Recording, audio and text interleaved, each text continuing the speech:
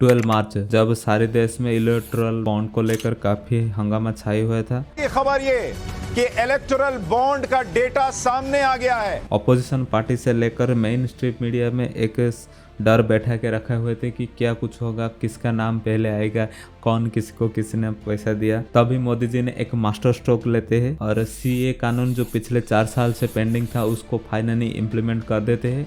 CA पर इस वक्त की बहुत बड़ी खबर यह है कि अधिसूचना जारी कर दी गई है सरकार की ओर से। अब गोदी मीडिया जो सारे हैं बॉन्ड इशू को साइड में रख के सीए के तारीफ करने लग जाते। आखिर क्यों इतना प्रोटेस्ट देखने मिल रहा है। नॉर्थ ईस्ट सारे जो बेल्ट है वहां से लेकर साउथ रीजन है तमिलनाडु, वो भी स्टेट इम्प्लीमेंट करने मना कर देते हैं। बट जो लॉ को बनाया गया है उसमें स्टेट का कोई ज्यादा रोल नहीं है। लगभग 200 पिटिशन सुप्रीम कोर्ट में डाला गया था और सुप्रीम कोर्ट सुनवाई करके इसी कानून को तो स्टे नहीं दिया, लेकिन नेक्स्ट हियरिंग अप्रैल 9 को है। वही ANI का एक इंटरव्यू में अमित शाह जी ने बताते हैं कि इसी कानून को किसी भी कीमत पर रिटर्न नहीं लिया जाएगा। आखिर बीजेपी इतना क्यों इस कानून को प्राधान्य दे रही है, बिफोर द इलेक्शन ही इसको इम्प्लीमेंट किया। आज इसकी वीडियो में पूरी सच्चाई के साथ साथ अनबाइस पॉइंट भी देखेंगे। सिंपल भाषा में बोला जाए तो जो हिंदू, सिख, बुद्धिस्ट, जैन, पारसी और क्रिश्चियन जो कि हमारे पड़ोसी मुल्क बांग्लादेश, पाकिस्तान और अफगानिस्तान से आए हैं इंडिया में, दिसंबर 31, 2014 से पहले उन सारे लोगों और फैमिली को इंडियन सिटीजन का दर्जा मिल जाएगा। लेकिन इसी कानून में मुस्लिम को इग्नोर कर दिया गया और इसी को लेकर ही काफी प्रोटेस्ट देखने मिल रहा है जो मुस्लिम कम्युनिस्ट है। वही ऑपोजिशन का कहना है कि इंडिया एक डेमोक्रेटिक कंट्री है।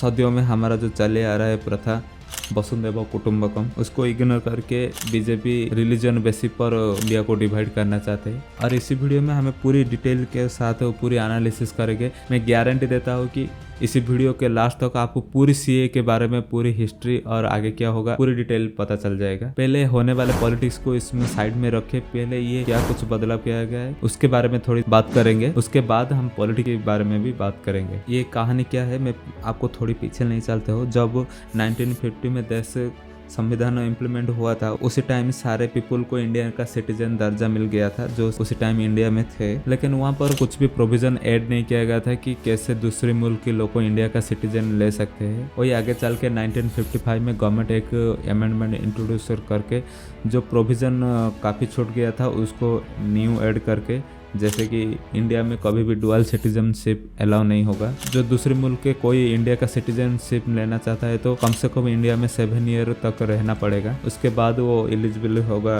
अप्लाई करने के लिए इंडिया का सिटीजन। मैं सारे डिटेल में क्यों बता रहा हूँ आपको थोड़ी देर में समझ आएंगे। मैं आगे चल के इसी डॉट को कनेक्ट करूँगा। थोड़ी आसाम की बात भी करते हैं। साल 1971-72 में काफ़ी बांग्लादेश से इलीगली इंडिया में घुस गए थे। आसाम की बदलती हुई डेमोग्राफिक चेंज को देखकर जो लोकल आसाम लोग हैं वो काफ़ी प्रोटेस्ट करने लगे। इलीगली जो बांग्लादेश से लोग आए थे वो यहाँ तक कि इलेक्शन में वोट डालने के भी एलिजिबल हो गए थे। उसको लेकर ही काफ़ी प्रोटेस्ट देखने मिला। ये प्रोटेस्ट 1979 में शुरू हुआ और लगभग 6 ईयर चला। 6 ईयर के अंदर लगभग 800 लोगों की डेथ हुई। उस टाइम सेंटर में कांग्रेस की गवर्नमेंट थी। ऐसा बताया जाता है कि वोट बैंक के चक्कर में लगभग 6 ईयर तक कांग्रेस की सरकार ने कुछ नहीं किया, वो साइलेंट रहे। आगे चल के 1985 में एक ट्रायंगल समझौता होता है, वो आप देख सकते हो स्क्रीन में। इसके सेंटर से तरफ से राजीव गांधी रिप्रेजेंट कर रहे थे और ट्रायंगल की एंगल में एक समझौता साइन होता है जो आप अभी असम अकॉर्ड के नाम भी जान सकते हो। और डिटेल में आपको डिसीजन में दे दूंगा क्या कुछ प्रावधान दिया गया था, आप वो डिटेल वहां से पढ़ लेना। अब टॉपिक पर वापस आते हैं। इस कानून को टाइम टू टाइम सारे अपडेट हो रहा है। जैसे 1992, 2003, 2005, साल 2003 में जब अटल बिहारी वाजपेयी की गवर्नमेंट थी उन्होंने एक अमेंडमेंट इंट्रोड्यूस किया था और सारे जो लोग थे उनका रजिस्टर बनाने के लिए एक कानून पास किया गया। और इसमें सारे गवर्नमेंट अपोजिशन के साथ साथ जो लेफ्ट पार्टी थे उन्होंने भी सपोर्ट दिखाया था। उनको इसी कानून को कि NRC का दर्जा दिया गया था, सारे पीपल का रजिस्टर होगा। 2001 से 4 के बीच में लगभग 2.5 करोड़ इलीगली इंडिया में आ गए थे। 2004 में जो यूपीए गवर्नमेंट बने थे, पार्लियामेंट डाटा देते हैं कि 1.2 करोड़ लोगों ने इंडिया में इलीगली आए हैं। नीरज जयाल एक जो एक्टिविस्ट है उनका कहना है illegal migrant vote bank use करके इलेक्शन विन करने के लिए इसको कोशिश किया जा रहा था। स्कॉलर अब्दुल भक्त बताती है कि लगभग 11 मिलियन हिंदू ने बांग्लादेश छोड़ के इंडिया में आ गए थे, जो कि साल 1964 से 2013 के बीच में। अब आप आंकड़ा देखोगे तो लगभग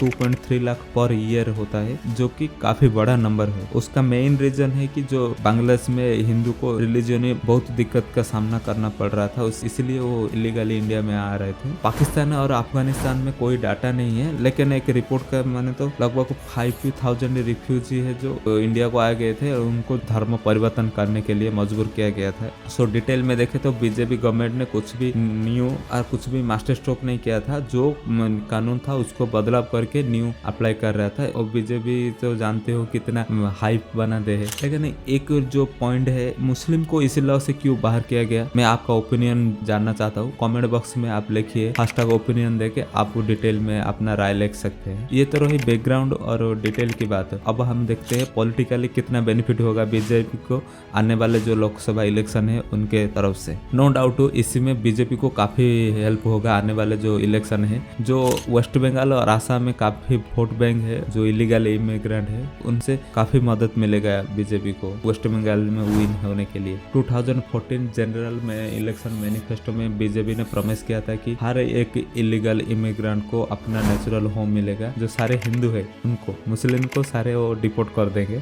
वही 2016 में आसाम स्टेट असेंबली इलेक्शन में बीजेपी लीडर प्रॉमिस किए थे वोटर को कि जो बांग्लादेशी घुसपैठी है उनके ऊपर जरूर एक्शन लिया जाएगा और दूसरी बांग्लादेशी हिंदू को जरूर सिटीजनशिप मिलेगा। जो मुस्लिम आई है उनको डिपोर्ट किया जाएगा। वही 2016 में इस लॉ को ही अमेंडमेंट करके बीजेपी ने इस लॉ को अमेंडमेंट कर देते हैं और फाइनली 2019 में इस लॉ को प्रेसिडेंट ने सिग्नेचर करके लॉ बना दिया था। लेकिन 4 ईयर तक इस लॉ को अप्लाई अभी तक नहीं किया गया था। सिर्फ इलेक्शन के वोट बैंक के चक्कर में इस लॉ को अभी अप्लाई किया गया है। नो डाउट इसके बाद एनआरसी भी होगा। एनआरसी का क्या डिटेल है आपको बता देता हूँ। जो भी इंडिया में रह रहे हैं उनको इंडिया का होने का प्रूफ देना पड़ेगा एनआरसी में। पिछले बार जो एनआरसी हुआ था लगभग 1600 करोड़ का खर्चा आया था। 2018 में जब सुप्रीम कोर्ट कहने पर एनआरसी का लागू हुआ था सिर्फ आसाम में, उसी टाइम लगभग 40 लाख पीपल आउट हो गए थे, उसमें से हिंदू काफी थे। 2019 में एनआरसी को दूसरी बार किया गया, उसमें लगभग 19 लाख पीपल आउट हो गए थे, उसमें से